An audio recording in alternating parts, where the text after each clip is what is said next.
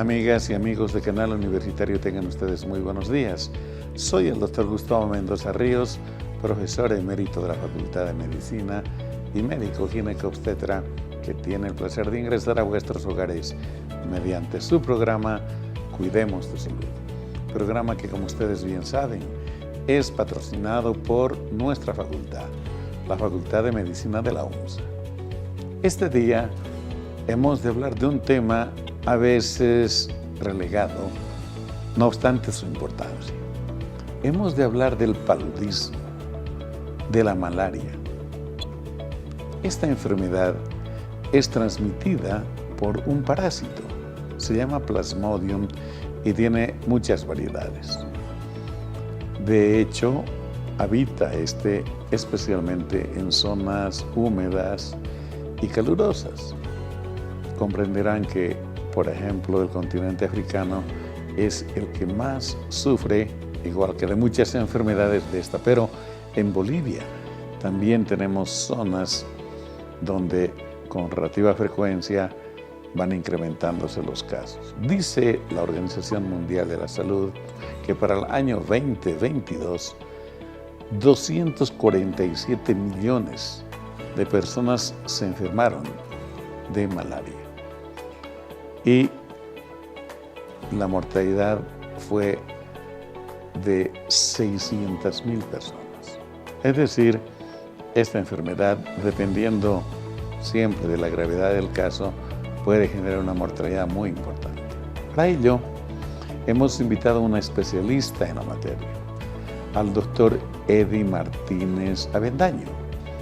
El doctor Martínez es médico especialista en parasitología. Tiene maestría y otros cursos de formación al respecto. Pero además es profesor investigador de nuestra facultad del Instituto de Investigación en Salud y Desarrollo, precisamente.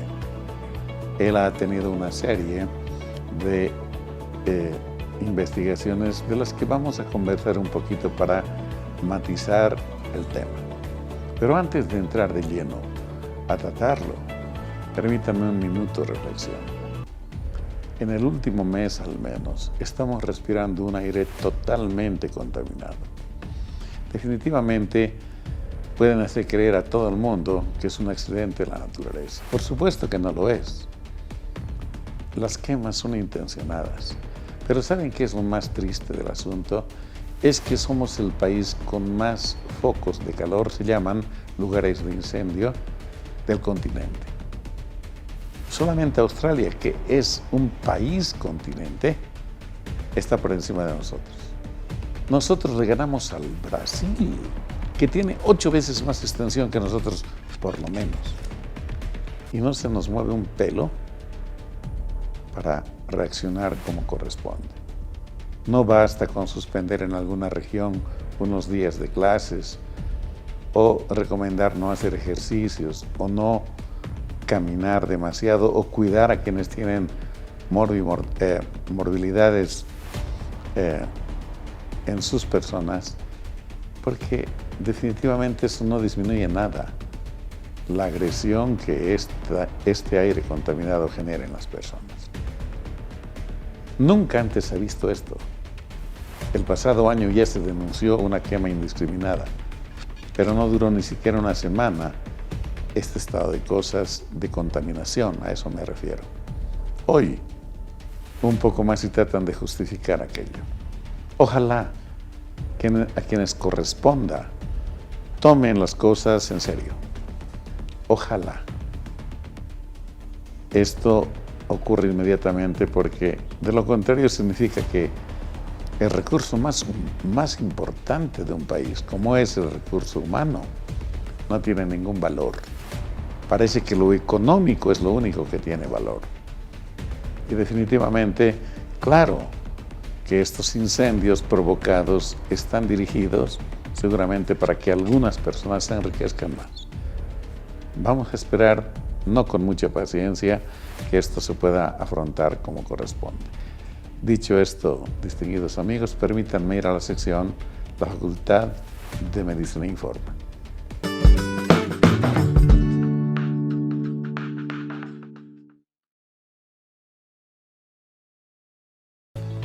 Amigos, una buena noticia es que la carrera de tecnología médica se fortalece.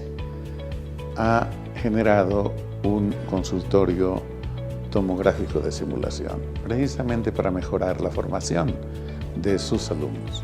Veamos por favor las imágenes.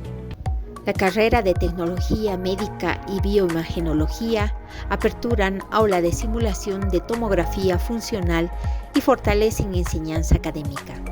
A iniciativa de estudiantes de cuarto año e internado rotatorio de la gestión 2022, de la carrera de Tecnología Médica y su mención Bioimagenología, se aperturó un aula de simulación de tomografía funcional gracias al apoyo de la empresa Pulso, quien a través de la tecnología Fujifilm de Japón dotó el software 3D para fortalecer a un 100% la enseñanza práctica. Realmente el corazón se llena de emoción en estos momentos en los cuales uno ve la innovación. Se resalta inmensamente el cómo ustedes, la carrera, los estudiantes, los docentes, quieren mejorar y quieren tener un proceso de enseñanza-aprendizaje más completo, más integral. Aplausos, por favor.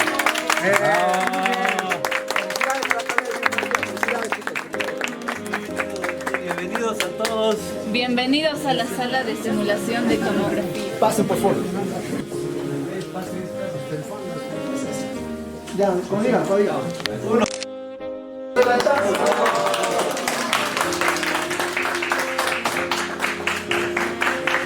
Agradecido a la empresa Pulso por este impulso, la empresa Pulso por el impulso para que todos los estudiantes puedan aprender. Y es la herramienta que van a tener toda su vida. Construcciones 3D, ¿no? Una panorámica, por ejemplo, general, ¿no? De lo que es toda la parte tóraco-abdominal. Entonces es lo que nos va a ayudar a nosotros tanto en saber cómo reconstruir, cuántas imágenes mandar, en qué casos y demás, dependiendo de la situación del paciente. Y por otro lado, a reconocer, ¿no? Lo anatómico. Muchísimas gracias. Fabiola.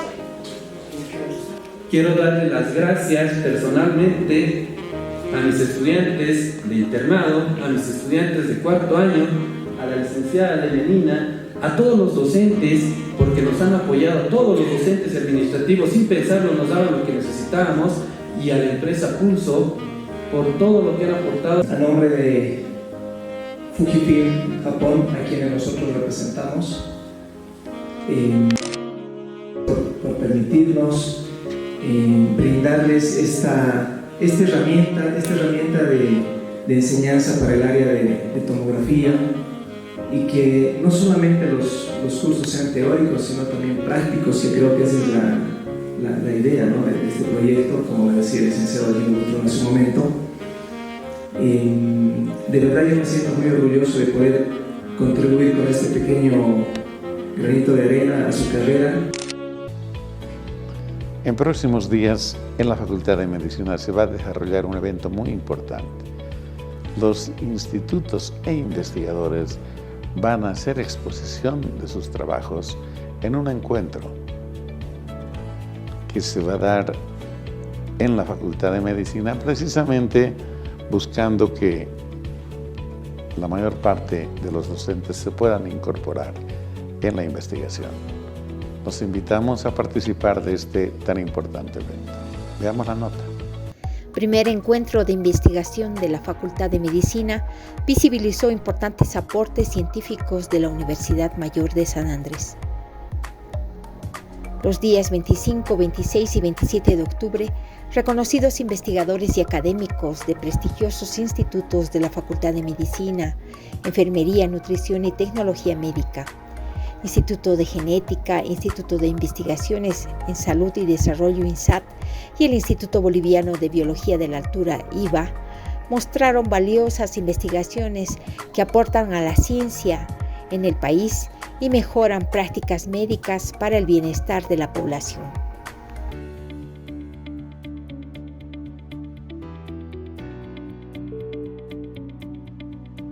los éxitos, sigan adelante, sin investigación no hay ciencia y sin ciencia no hay avance y por tanto no mejora la educación, no mejora las propuestas que hay para todo lo que es la actividad de salud que nos corresponde. Entonces, mil felicidades al vicedecano quien lo organizó y a los directores de los institutos y a todos ustedes que forman parte.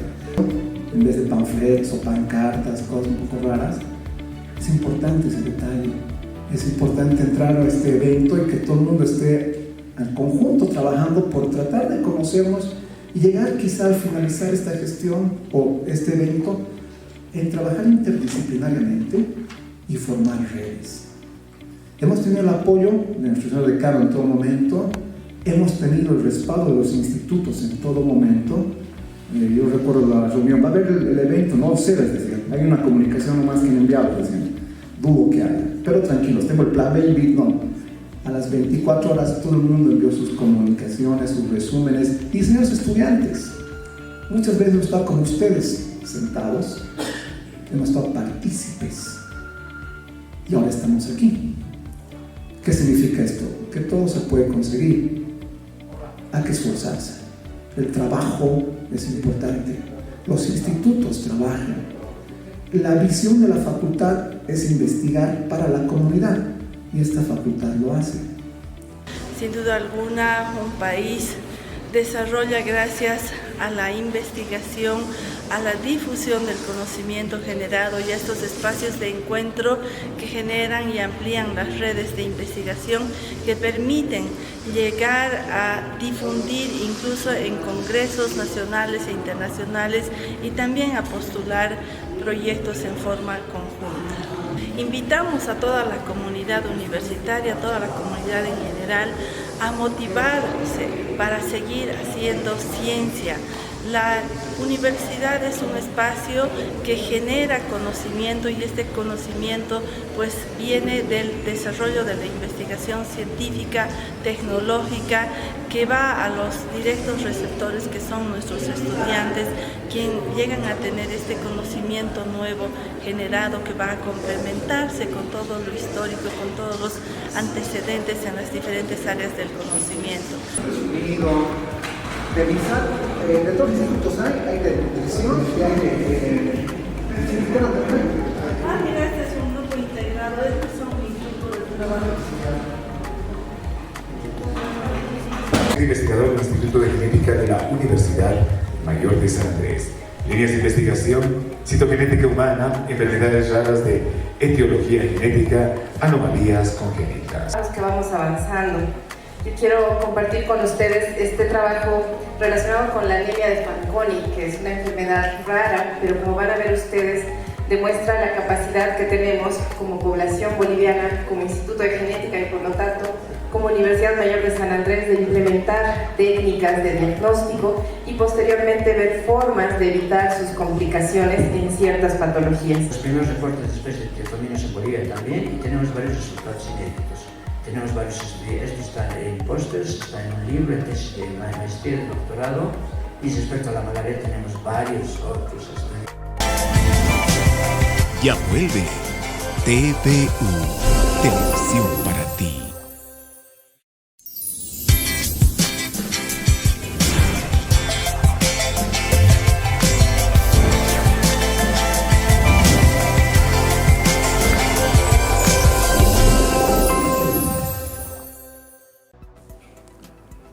Distinguidos amigos, como lo habíamos señalado precedentemente, está con nosotros nuestro invitado de hoy, el profesor Dr. Eddie Martínez Avendaño. Dijimos, él es un investigador del Instituto de Desarrollo y Salud que tiene precisamente nuestra facultad. Él realizó una serie de investigaciones y vamos a abordar el tema que señalamos precisamente por su gran experticia. Pero antes de hablar más del tema, permítanme saludar y presentarles al doctor Martínez. Eddie, muy buenos días. Muchas gracias por aceptar nuestra invitación. Buenos días. El agradecido soy yo porque, de hecho, me gusta estamos en casa, el canal de la universidad, aquella universidad que tanto queremos, a la que le dedicamos nuestra vida y a que nos da vida. y lo importante es que hablar de las cosas que conocemos, ¿no? Es lo que más agradecemos porque tenemos la oportunidad de hacerlo para más gente. Correcto. Amigos, vamos a intentar hablar en facilito este tema que tiene su grado de complejidad. Eddie, dijimos en la presentación que la malaria es una enfermedad que está difundida prácticamente en los 5 continentes, pero en el tiempo se fue controlando con mucho éxito en varios de ellos. El que más quedó como relegado fue el continente africano, pero los países subdesarrollados como el nuestro y que tienen además zonas de llano, la Amazonía por ejemplo, todavía tienen importantes números de enfermos que sufren de la malaria. ¿Qué es esta enfermedad, Eddie? ¿Qué es la malaria? Bien, la malaria, definitivamente hay que decirlo, fue la enfermedad más importante que afectó al hombre. Ojo, y digo fue, porque en el pasado realmente afectó a gran cantidad de la población, y no solamente hablemos de países de tercer mundo. Correcto. Estuvo también presente en países de primer mundo, donde se eliminó. Ojo, pero actualmente hay algunos casos que ya se van refiriendo en países de primer mundo, por ejemplo, y sobre todo esto asociado entre otras cosas, al hecho de los cambios que hay en relación al clima. Lo importante es que definitivamente es una de las enfermedades que más gente ha matado en el mundo y que todavía lo hace. La gran mayoría de los muertos, infelizmente, están en un continente, en África, y la gran mayoría son menores de 5 años. Eso es lo trágico. Correcto. Eddie, entonces, ¿cómo contrae la enfermedad una persona? ¿Cómo enferma de malaria? Una cosa indispensable es que la malaria es una enfermedad que está en los países donde hay un clima cálido. Entonces hablamos de los países, principalmente de los países tropicales, pero no solamente tropicales, porque entendemos por trópico aquellas regiones que están alrededor del Ecuador, etcétera, ¿verdad? Y en todo el continente. Pero también, por ejemplo, solamente para contextualizar y pensar en nuestro país, la región del Chaco no es una región que no es trópico, es Chaco, es otra región, pero también tiene clima cálido. Correcto. Entonces es un lugar donde también hay malaria. Entonces está presente en países tropicales y subtropicales, principalmente en los trópicos. Pero lo importante es que, ¿por qué está presente ahí? Porque, ojo, esos son los climas adecuados donde pueden desarrollar los insectos transmisores.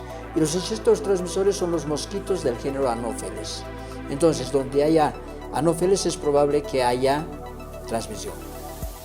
La hembra del mosquito es la que preferentemente transmite esta enfermedad, ¿verdad?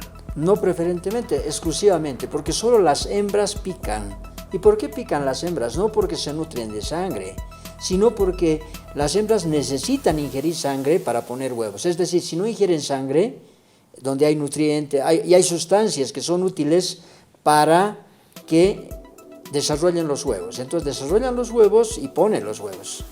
Si la hembra no ingiere sangre, pues no pondrá huevos. Entonces es indispensable, para que haya más mosquitos, pues que las hembras piquen. Entonces los machos no ponen huevos y los machos no pican.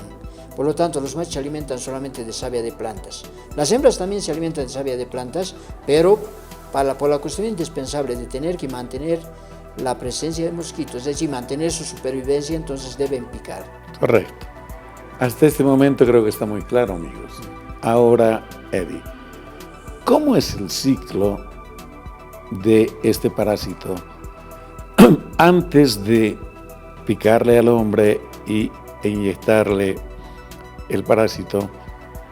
La vida en el mosquito, la vida extrahumana, digamos, para decirlo mejor, y cómo es que el hombre adquiere la enfermedad. Bien, en general hay varios tipos de parásitos, todos se llaman Plasmodium, pero hay 4 que principalmente afectan al hombre, y antes una especie que se encontraba normalmente en monos en Asia, ahora también afecta al humano. Claro. Entonces, ¿cómo es que se infecta el mosquito? El mosquito se infecta cuando pica a humanos que tienen el parásito. Entonces, los parásitos están en la sangre. Cuando el mosquito hembra pica y absorbe sangre, entonces los parásitos pasan al estómago del mosquito. En el estómago del mosquito sufren cambios y después sufren diversos cambios y se multiplican. Y no solo dentro del estómago, sino que por fuera del estómago del mosquito se multiplica y aumenta la cantidad de parásitos. Estos parásitos van a llegar a las glándulas salivales del mosquito. Y entonces, ¿qué sucede? Cuando el mosquito pica, en el momento de picar se siente la picadura. Entonces lo que hace es introducir saliva, porque en la saliva tiene sustancias anestésicas para que no se sienta la picadura.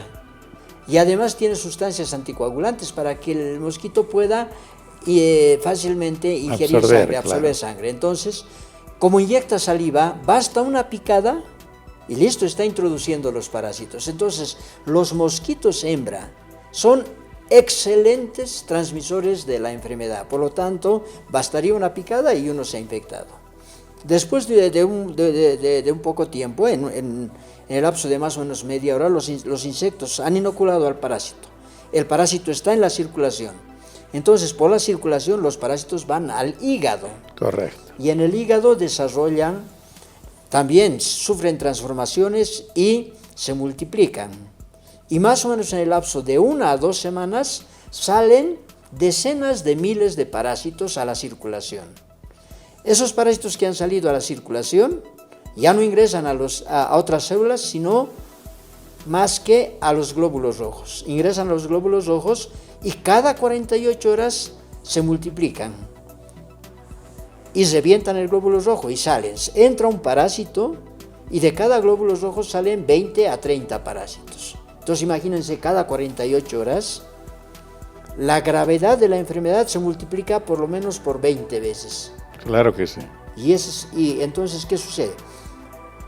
Eso se va manteniendo. Imagínense, en unos pocos días la gravedad puede ser muy, muy importante y por lo tanto puede llevar a la muerte de las personas.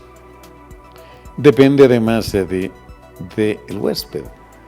Habitualmente gente que tiene bajas defensas, para decirlo de grosso modo, como el VIH, por ejemplo, que disminuye las defensas, pero otras patologías también, la propia nutrición o desnutrición de la gente, contribuye a que estos parásitos pues invadan de mejor manera el organismo humano.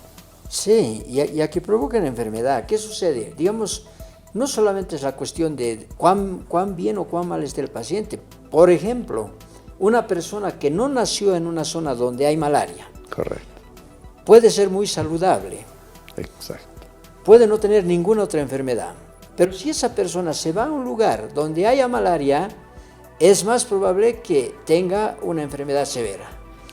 Otra de las cosas, los niños, principalmente los menores de 5 años, principalmente las mujeres embarazadas, después aquellas personas que han nacido en una zona malárica, que se fueron a vivir a otro lugar donde no hay malaria y permanecieron durante por lo menos 2 años, y después de ese tiempo vuelven a la zona donde hay malaria, le pican los mosquitos, se infecta con el parásito, es probable que también haga una forma grave de malaria. Correcto. De esto vamos a abundar un poquito más cuando hablemos de prevención. Lo que acaba de decir el doctor Eddie Martínez es vital. Quienes no somos de la zona y vamos a hacer turismo, para decir algo, y somos infectados, podemos hacer las formas graves. Al igual que quienes vivían allá, se alejaron por 2 años o más y vuelven, están como turistas. Eddie, entonces, la enfermedad es el producto de la inoculación por parte del mosquito, que a propósito se llama Anopheles, del mismo, y la reproducción que hace el parásito en el organismo humano. ¿Cómo se manifiesta y a qué tiempo los síntomas, los signos, cuando uno contrae la parasitemia? Ya, es importante. Hay un tiempo que los médicos llamamos periodo de incubación. ¿Qué significa ese periodo de incubación? Es desde que el mosquito picó y con la picadura introduce el parásito en la sangre. Entonces, desde ese momento hasta que se presentan las primeras manifestaciones clínicas, vale decir, los primeros síntomas en la persona infectada, más o menos está entre 1 a 2 semanas. Entonces no es que es inmediato. Correcto. Porque el parásito todavía tiene que estar en el hígado, ahí se multiplica. Mientras el parásito esté en el hígado, no hay ningún síntoma, ninguna manifestación clínica. Entonces, más o menos en lapso de 1 a 2 semanas es cuando se presentan las manifestaciones clínicas. Ahora, ¿cuáles son? Exacto. La más importante es la fiebre, la elevación de la temperatura. Después de que se ha elevado la temperatura, más o menos, digamos, en el lapso de 1 a 2 horas, la persona empieza a sentir frío. Ojo, su temperatura está alta, pero hay la sensación de frío. Entonces tiembla, lo que le llamamos calosfríos o escalofríos, ¿no? Entonces, ¿qué? Hay eso. Y conjuntamente, entonces tenemos calofríos y fiebre. Es decir, las dos cosas como que casi van juntas. Posteriormente, una vez que tiene una temperatura alta, que más o menos puede estar entre los 39, a veces hasta 40 grados, ¿sí? El organismo sabe que debe defenderse. Entonces, ¿cómo se defiende el organismo? Hay transpiración, hay sudoración. Hay cefalea también, ¿verdad? Puede haber. Y toda la sintomatología. Claro, puede haber, pero no. Confunde. Es curioso porque, por ejemplo, hay personas que no tienen dolor de cabeza, sobre todo las personas que han nacido en zona malárica. Correcto. No todos los síntomas son muy característicos. Entonces, ¿sí? Hay que tener en cuenta, ¿sí? Los 3 síntomas principales, ¿sí? Escalofrío, fiebre y después de la fiebre la sudoración. ¿Por qué la sudoración? Para perder el calor. Entonces, y transpira mucho la gente. Transpira tanto que moja su ropa y puede mojar inclusive el colchón, ¿no? Esos son los síntomas más característicos. Pero para las personas que han vivido en las zonas donde hay transmisión, a veces no se mínima, presentan, claro. Son pocos síntomas. Exacto. Y eso básicamente lo hemos podido, por ejemplo, ver más que en nuestro país, por ejemplo, en África, ¿no? En África es increíble, la gente está con el parásito y tiene muy pocos síntomas o ninguno. A veces el síntoma es que hay algún dolor en el cuerpo, dolor en la espalda, por ejemplo, dolor en la cabeza, a veces con frecuencia en esta región de la frente. Amigos, hemos de seguir conversando sobre el tema.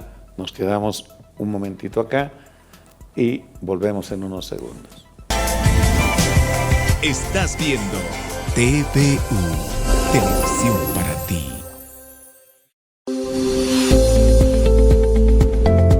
Cuidemos tu salud, un programa que orienta sobre la forma de prevenir la enfermedad y cómo preservar la salud. La salud es responsabilidad de todos. Cuidemos tu salud, todos los domingos, 8 de la mañana. Amigos, hemos de seguir conversando con nuestro invitado sobre este tema tan importante. Eddie, quedamos en que el tipo de parásito más frecuente en el país es el Plasmodium vivax, sin despreciar la existencia también del falciparum. ¿En qué zonas está ubicado, diseminado este tipo de Plasmodium y qué zonas podemos llamar como zonas que son de riesgo para que si va la gente pues tenga el cuidado de evitar la picadura? Bien. De hecho, el mayor problema está en la Amazonía de nuestro país, ¿sí? Y la Amazonía, básicamente, todo Pando es amazónico. Sí. Gran parte de La Paz es amazónica. El norte del Beni es amazónico. Entonces, y básicamente del Beni es la provincia de Bacadíes, ¿no? Con Ribera Alta y Guayaramarín, que son los 2 municipios. Entonces, ese es el lugar que con más frecuencia presenta casos de malaria. Ahora, ¿cuál malaria? Las dos. La malaria por Plasmodium vivax y la malaria por Plasmodium falciparum están presentes en la Amazonía. Correcto. Y Desde siempre, en la provincia de Bacadíes ha sido el lugar donde ha ocurrido la mayor cantidad de casos, con los dos municipios, Giberalta y Guayaramerín. De hecho, el semillero, si valdría el término de casos de malaria, era en primer lugar Guayaramerín y en segundo lugar Giberalta. ¿Sí? ¿Y por qué? Porque hay muchos lugares donde el insecto puede desarrollar, y el insecto desarrolla en el agua. Claro. Antes de ser adulto y volar, ¿no? Entonces hay las condiciones adecuadas para que el insecto esté. Entonces hay mosquitos anófeles todo el año. De acuerdo. Hay humedad, pues, y los huevos idealmente maduran y se convierten y se transforman en parásitos gracias a este principal insumo, la humedad, ¿no? Oxígeno. Y punto. Cuando el paciente se enferma, y te pregunto esto a propósito, nosotros vimos en nuestra vida, en la parte obstétrica, muchos casos de mujeres embarazadas que estaban con el proceso en curso. Infortunadamente, en todos los casos, los niñitos que estaban todavía en gestación murieron. Las mamás se salvaron, pero en todas había ictericia, por ejemplo, en diverso grado. En alguna hubo además afectación renal. Esto se explica porque este parásito también infecta la placenta, ¿verdad? Sí, sí, claro. Plasmodium falciparum, básicamente, bueno, y Plasmodium vivax, los parásitos infectan principalmente los glóbulos rojos. Correcto. Pero, ¿qué sucede? No nos olvidaremos que la placenta es un tejido con mucha sangre. Sin duda. Entonces, lógicamente, están ahí los parásitos y tienen sobre todo Plasmodium falciparum, tiene la característica de que se pega a los vasos sanguíneos. Exacto. Y los obstruye. Entonces, la placenta es un lugar predilecto ideal, para ello. Claro. Ahora, no solamente la placenta, ojo, el cerebro. El cerebro es muy importante. Porque tiene mucha vascularización. Claro, pues. Y es en todas las personas, ¿no? Y ese es el gran problema de la infección por Plasmodium falciparum, que es la especie que más relacionada está con muertes, ¿no? Entonces, ¿qué sucede? Si se diagnostica tarde, por mucho que le hagas el tratamiento adecuado, ya hay que pensar que los glóbulos rojos se han unido entre sí y han obstruido la circulación de sangre. Generan trombos, ¿no? Se generan trombos, ya no llega la sangre y no se oxigena el cerebro. Y el cerebro, ustedes saben, todos sabemos de que el cerebro, requiere mucho oxígeno. Y es el que más siente cuando le falta el oxígeno, entonces más que otros tejidos. Pero no significa que no esté pasando algo similar en otros tejidos. Por eso, de pronto, el caso del daño de los riñones, el daño en el hígado. Exacto, en el propio pulmones, vaso. En todas partes, él decía. Y puede haber lo que se llama falla multiorgánica. La falla multiorgánica, conocida por los médicos con ese nombre, eso nos está indicando que están fallando diversos órganos y tejidos en nuestro organismo, es decir, diversas partes de nuestro cuerpo. Y esa puede ser una causa de muerte. Frecuentemente es eso. Entonces, la primera recomendación, si uno detecta gente con esta sintomatología, que de pronto, después especialmente del chuxchu, torna sus conjuntivas amarillas, a lo mejor la orina también oscura, debe transmitir inmediatamente a la autoridad sanitaria para que proceda en consecuencia. Porque si vive en una zona, además, endémica, va a venir un mosquito, va a picar a esta persona y a todos los que pique los va a contagiar, ¿verdad? Bueno, lo importante es que la gente que vive en las zonas donde hay malaria sabe que tiene malaria. Cuando ellos detectan muy fácilmente los síntomas. Entonces, el primer síntoma, el más importante, la fiebre. Hay fiebre y si es una zona donde hay malaria, es lo primero que hay que buscar. Ahora, no solamente puede ser malaria, puede ser otra cosa, pero lo importante es que se puede buscar al parásito en la sangre.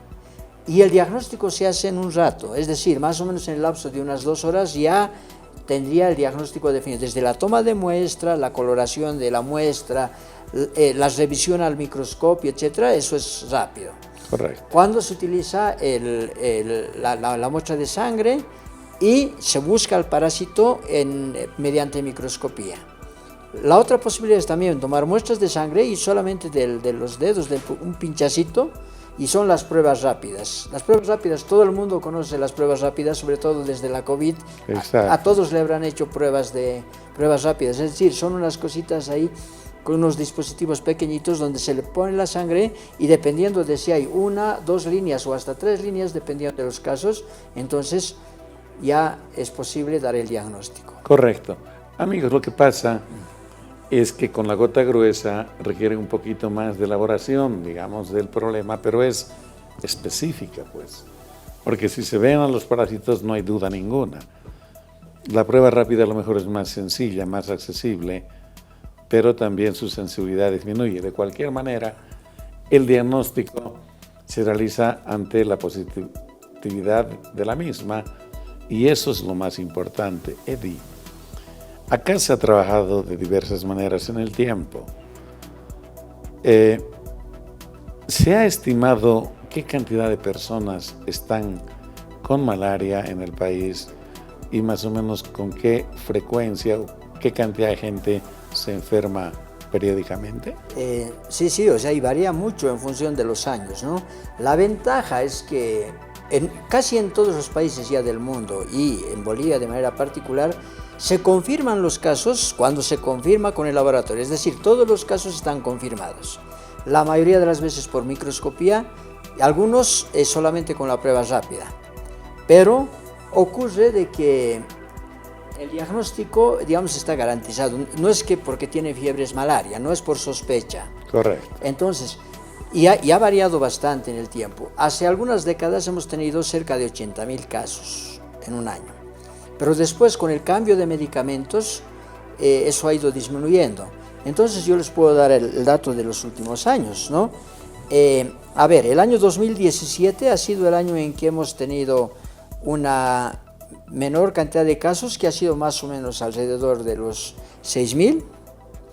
Después, el año 2018, cerca de los 9.000 casos. Estoy poniendo digo cerca, porque nunca tenemos el diagnóstico con exactitud. Hay subregistro. Sí. El año 2019 estaba en un poco más de 12.000 casos. El 2020, 16.000.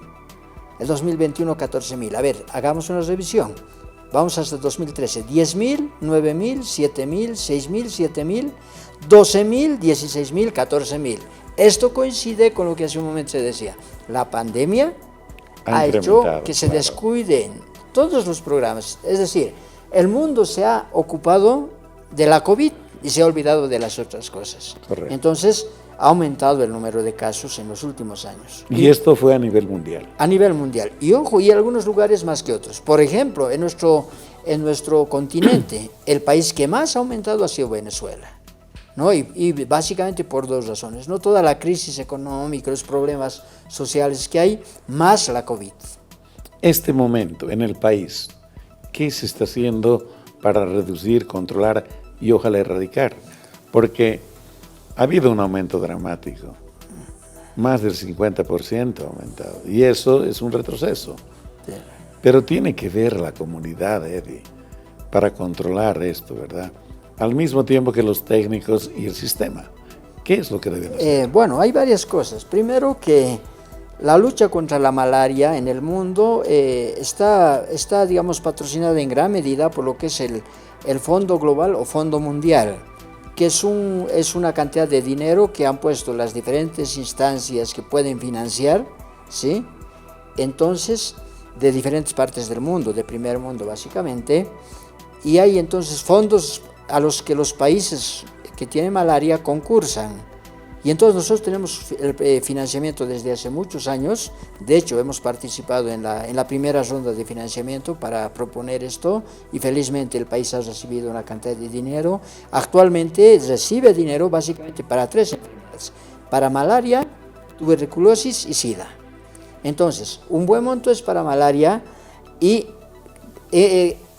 ¿cómo es que se enfoca la lucha contra la malaria en el país? Primero, diagnóstico y tratamiento temprano, y además la idea es que mientras más temprano se actúe hay menos posibilidades de complicación y demás, y el resultado es muy favorable. Entonces, para eso tiene que haber disponibilidad de los medicamentos adecuados. Felizmente, el tratamiento que tenemos en nuestro país y en gran parte del mundo, felizmente, es altamente efectivo para Plasmodium falciparum y Plasmodium vivax. El tratamiento es diferente, son diferentes medicamentos, pero felizmente están disponibles. No se cobra a los pacientes, ¿no? ¿Por qué? Porque los pone el ministerio, es decir, pero de todas formas no es que no le cuesta al país. Por supuesto. Pero de todas formas la cuestión es que le llegue al paciente, primera cosa. Entonces, detectar temprano y diagnosticar temprano y tratar temprano, esa es una de las estrategias. La otra estrategia es disminuir la posibilidad de transmisión. Una de las formas, al hacer tratamiento, pues estás cortando de que un mosquito le pique a la persona y se infecte. ¿Por qué? Porque al hacerle tratamiento a la persona, tienes que hacerle un tratamiento completo, con diferentes medicamentos. Entonces, disminuye la cantidad de enfermos, pues habrán menos mosquitos que se infecten al picar a las personas, ¿no? La otra posibilidad es importante, la lucha contra el vector. Entonces hay que evitar que existan acúmulos de agua donde pueda desarrollarse el insecto, pero no son pequeños acúmulos. En el caso del mosquito que transmite, por ejemplo, el dengue, es un mosquito donde puede en pequeñas cantidades de agua. En cambio, en este caso, el mosquito son los charcos, por ejemplo, lagunas y demás. Entonces, es importante ahí el trabajo de los técnicos de malaria. Ellos van buscando los criaderos. Correcto. Otra de las cosas, en algunos criaderos es necesario utilizar algunas sustancias, entonces ponen sustancias que son los larvicidas. Hay dos tipos, unos que son químicos y otros que son biológicos. Los biológicos son bacterias, entonces mejor utilizar los biológicos. Otra de las cosas, no solo hay que evitar, eso es para evitar que nazcan, si vale el término, es decir, que vuelen. Más importante que aquello es el que las personas duerman utilizando un mosquitero, pero un mosquitero impregnado con insecticidas. Exactamente. Y la mayor ventaja es que los mosquiteros impregnados con insecticidas, antes había que desimpregnarlos. En cambio ahora ya viene el insecticida en la fibra y dura algunos años. Y esa es la mejor estrategia para prevenir la malaria en el mundo. Y está funcionando en todas partes, en los lugares donde se tienen resultados extraordinariamente buenos, por ejemplo en África. Perfecto, amigos. Hemos de continuar hablando del tema. Permítanme unos segundos, por favor. Ya vuelve TVU, Televisión para ti.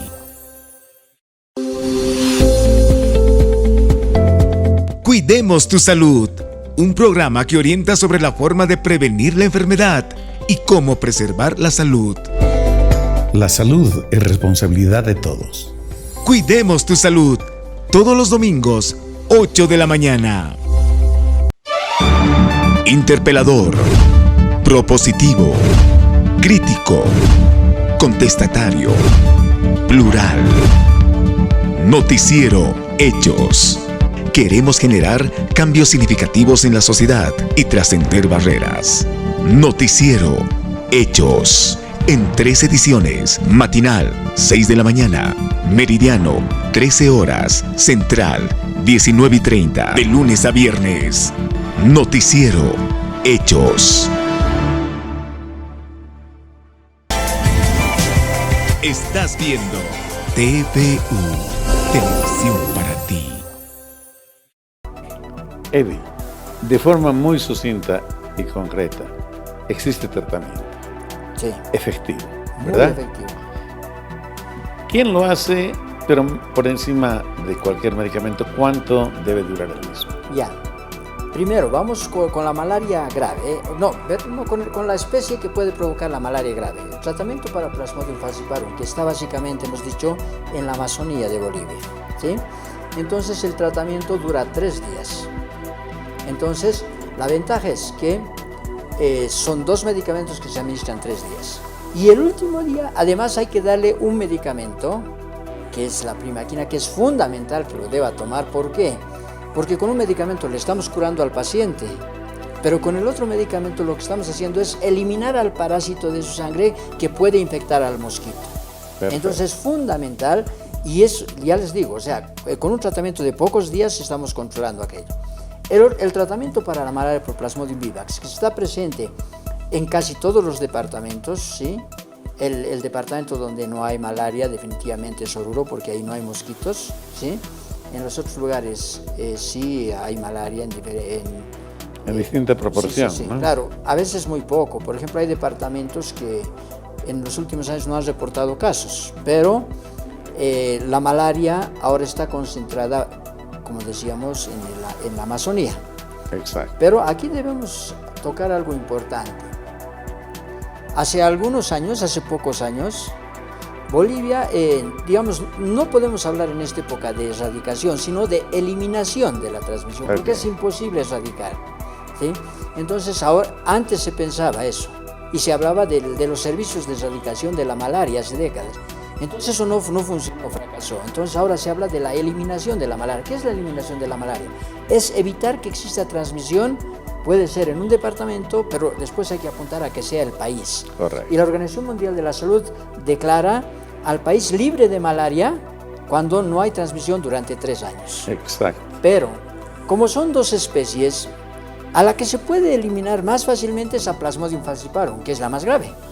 ¿Y por qué se puede eliminar? Porque el medicamento es efectivo y porque el parásito es más fácilmente eliminado en su etapa cuando está en el hígado. Es decir, claro, el parásito de la malaria por Plasmodium falciparum está en el hígado, pero luego pasa a la sangre y no se queda en el hígado. Exacto. Plasmodium vivax está en el hígado, pasa a la sangre, pero ojo, algunos se quedan en el hígado y después vuelven a provocar una especie de recaída. Y a veces años, ¿no? Claro, entonces, ¿qué sucede? Como hay eso, es más difícil eliminar Plasmodium vivax. Entonces, el objetivo de los países es eliminar la transmisión principalmente de Plasmodium falciparum. Correcto. Entonces, hace algunos años, Bolivia estuvo a punto de eliminar Plasmodium falciparum. No se habían reportado casos en 2 años seguidos. El siguiente ya iba a ser certificado. Y de pronto se reintroduce Plasmodium falciparum. A partir de una persona que viene del Brasil infectada, le pican los mosquitos y nuevamente empiezan a ocurrir casos. Correcto. En la frontera con el Brasil. Entonces, ¿qué pasa? Se presenta una epidemia, ¿sí? Para no ser exactos, más o menos, digamos, como algo más de 10 casos. Se presenta. ¿Cuál es la situación ahora? Ahora, ojo, de no tener ni un caso de malaria por Plasmodium falciparum hace pocos años. En este momento, estoy hablando del año 2023, y estoy hablando de este mes, que todavía no ha acabado el año, tenemos más de 500 casos por Plasmodium falciparum. Entonces, ese es un problema. Por lo tanto, debemos insistir en hacer el buen diagnóstico, porque el tratamiento es diferente y el tratamiento depende del diagnóstico. Por lo tanto, si detectamos malaria por Plasmodium falciparum, es un tipo de tratamiento. Si es malaria por Plasmodium vivax, es otro tipo de tratamiento. Clarísimo. Pero no hay que olvidarse otra cosa. Una misma persona puede tener las dos especies. Claro. Entonces resulta complicado, ¿no? O sea, ahora, la otra cuestión. Cuando nosotros hicimos más o menos hace 20 años atrás investigación conjuntamente con el Ministerio, se hizo el estudio de cómo van los medicamentos contra la malaria por Plasmodium vivax, que es la más frecuente. Entonces, en Tarija todo funciona bien, es decir, el medicamento es muy efectivo, es muy eficaz contra el parásito y es muy efectivo para hacer el tratamiento de las personas. Pero, ¿qué pasa con la Amazonía? Fuimos los primeros en detectar que algunas personas que recibían el tratamiento, estoy hablando de malaria por Plasmodium vivax, sí, continuaban con parásitos. Entonces, ¿qué? Había bajado la eficacia del medicamento. Entonces nosotros reintroducimos una posibilidad de tratamiento alternativo. Y entonces actualmente el Ministerio utiliza un tratamiento alternativo en el caso de la malaria por Plasmodium vivax. Es importante que se haga vigilancia de los medicamentos contra el parásito. Correcto. Entonces, eso es algo que debe hacerse De hecho, nosotros tenemos contacto tanto con la gente del Ministerio como con la gente del PNUD, que es quien está manejando la parte administrativa, financiera administrativa del Fondo Mundial, para que se retome la cuestión de la vigilancia de la resistencia a los antimaláricos. Ese ha sido el trabajo que me ha tocado desarrollar en el país hace como 2 décadas atrás. De hecho, Eddie, la vigilancia es parte vital del control epidemiológico de las cosas, ¿no? De las enfermedades. Y más aún en estas enfermedades donde prácticamente es imposible encerrar al mosquito, habida cuenta de que habemos muchos países que confluimos en zonas que además son vírgenes todavía. El tiempo se nos está yendo, tengo solo 2 preguntitas, ojalá muy brevemente me respondas. Eddie, ¿hay vacuna? Bueno, en este momento el doctor Alonso es prácticamente la persona más importante en la cuestión de la malaria en el mundo. Él es español, es alguien que conocí cuando estuve en España, una excelente persona que hizo la investigación a partir de sus primeros estudios en África y luego prácticamente ya existe una vacuna. Correcto. Está siendo aplicada en ciertos lugares y se está viendo la eficacia. Pero ojo, no es una vacuna que proteja al 100%. De acuerdo. Por lo tanto, hay buenas esperanzas, no es la única vacuna. Hay otras que se están evaluando, pero son la esperanza. Pero hay una cosa, sucede que sobre todo en África, y sobre todo Plasmodium falciparum, que es la especie que provoca la malaria grave, una misma persona puede tener el mismo Plasmodium, pero con algunas características diferentes. Claro, entonces, unos son eliminados con el tratamiento y otros son resistentes al tratamiento. De hecho, Eddie, son las mutaciones. Exacto, hay mutaciones. Y eso está pasando no solo en África, está pasando también más que en África todavía en algunos países de Asia. Correcto. Y ya se han detectado cosas similares aquí en Bolivia. Ojo, la ventaja es que nosotros tenemos la capacidad como país, tenemos laboratorios que están montados, o sea, laboratorios que están del Ministerio del Programa de Malaria, que están montados en la Amazonía, que tienen excelentes equipos, el personal ha sido entrenado, bueno, nosotros hemos participado en el entrenamiento, por ejemplo, para hacer la identificación molecular. ¿Qué es eso? Es identificar el ADN del parásito y ver, primero, hacer el diagnóstico de especie por un lado, y por otro lado, hasta identificar si es que pueden ser resistentes o no a los antimaláricos. Entonces, tenemos la tecnología de punta. Entonces, ¿qué falta? Falta que el Ministerio compre algunos insumos y que, por ejemplo, quieren trabajar con nosotros. Nosotros estamos coordinando con ellos y les decimos estamos dispuestos a iniciar la vigilancia de la malaria, pero ya con tecnología de punta. Eddie, se nos acabó el tiempo. Te quiero agradecer por la gentileza que tuviste de compartir tu experticia con nosotros y comprometerte que en una siguiente vez hablemos de otro tema tan importante como este y que es de investigación al instituto.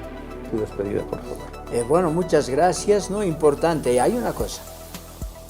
Es importante la cuestión de la fiebre, no la descuidemos, porque si bien la fiebre en algunos lugares puede ser malaria, en otros lugares puede ser malaria, pero también puede ser dengue, sobre todo cuando estamos hablando de los centros urbanos. El centro urbano depende de dónde, sobre todo del principal lugar, Riberalta, Guayaramerín. Si hay fiebre, hay que pensar en las dos cosas, en dengue y en malaria. Muchas gracias. Amigos, ahora permítanme ir al sector Avances en Medicina.